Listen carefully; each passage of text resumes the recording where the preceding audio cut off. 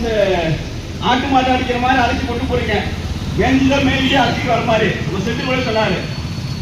Jail கைதிக்கு அரைச்சி போற மாதிரி கொண்டு போகல, இந்த புத்தகத்துக்கு எங்க பைத்தியம் எடுத்து கொண்டு போய் தண்ணியை தலையில தெரிச்சு உடனே வந்துருவான் பாருங்க. அந்த மாதிரி போற நேரத்துல போய் சாமியை பார்த்தியோ பார்க்கலையோ எங்க வேலை முடிச்சுட்டு உடனே வான்னு சொல்லி நீ வரல வண்டி கிளம்பிடும் அப்படின்னு சொல்லி அழைச்சிட்டு போறாங்க. ஆனா எங்களுடைய வாகனத்தில் நீங்க வந்தா நீங்க பார்த்துருக்கலாம், குறைகள் ஒன்று ரெண்டு இருந்தா நீங்க அரசாங்கம் பேசலாம், ஆர்டிஓ பேசலாம், சரி பண்ணிக்கலாம். அதை திருத்த போற போது அந்த கோவிலுடைய அனைத்து விஷயங்களையும் எங்க டிரைவர் சீட்ல இருக்கும்போது சொல்லி முடிச்சிருவாரு. ஏந்து போய் அந்த கோயிலுக்கு சேருவதற்குள் எங்களுடைய ஓட்டுநர்கள் அந்த சாமியினுடைய அனைத்து நல்ல பழக்க வழக்கங்கள் என்னென்ன இருக்கு, என்னென்ன தெரியணும், போகணும், வரணும், யாருக்கிட்ட வாங்கினா 10 ரூபாய் கம்மி என்பது உட்பட சொல்லி அந்த பக்தர்களுக்கு தேவையான அனைத்தையும் செய்யக்கூடியவர்கள். கடவுளுடைய ஏஜென்டே நாங்க தான்யா, எங்களை ஓரம் கட்டிட்டு கடவுளை பிடிக்க முடியும். கடவுளுக்கு ஏஜென்ட் நாங்க. அவர் உள்ள போனா பூசாரி, அவர் வேற, அவர் பாசங்களுக்கு புரியாது, மக்களுக்கு புரியாது. ஆனா நாங்கள் பேசக்கூடிய பாதை வரக்கூடிய பயணிகளுக்கு தெரியும்.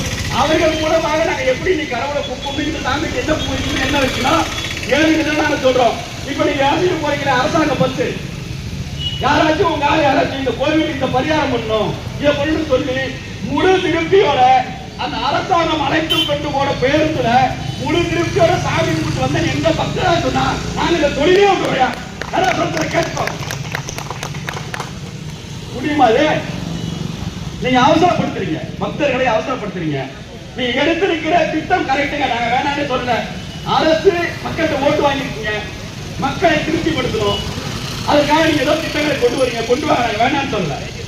அந்த திட்டத்தை கொண்டு வருகிற பொழுது அந்த திட்டத்தின் கீழ் இருக்கிற சம்பந்தப்பட்ட பணியாளர்கள் தொழிலாளர்கள் அவர்களிடம் கருத்து கேட்கணுமா வேண்டாமா? கருத்து கேட்கும் கூட்டத்தை நம்மளுடைய ஆட்சியை நடத்திருக்கணுமா வேண்டாமா? நீங்க உங்க இஷ்டத்துக்கு நடத்துறீங்க. நான் என்ன சொல்றேன், சொன்ன பதிவு பண்ணது எதை வேணா நடத்துங்க, எதை வேணா நடத்துறீங்க. நீங்க பெண்களுக்காக பணம் கொடுக்குறீங்க, அதே மாதிரி நீ பதிவு பண்ணி வச்சுக்க வண்டி எல்லாம். நீ எங்க சொல்றாங்க ஒண்ணு நாங்க நிறுத்திடுறோம், நீ போறதுல இருந்து போறோம் சவாரி இல்லையா? பெண்களுக்கு 1000 ரூபாய் டெய்லி 1000 காசு கொடுத்து ஆடி அனுப்பிட்டு வந்து என்ன கேட்கிறேன் வச்சுக்க. ஏன் இங்க என்ன கஷ்டம் எனக்கு? வண்டிக்கு நான் ஓனர் தான், அரசாங்கம் ஓனரா இருக்கேன், வண்டியை வாங்கி உங்ககிட்ட கொடுத்துறேன்.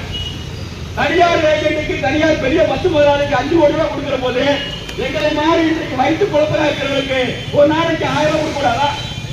வண்டிக்கு 500 ரூபாய் சம்பளம், எனக்கு 500 ரூபாய் சம்பளம், அவ்வளவுதான். கவர்மெண்ட் பெருசா கொடுக்க வேண்டாம்.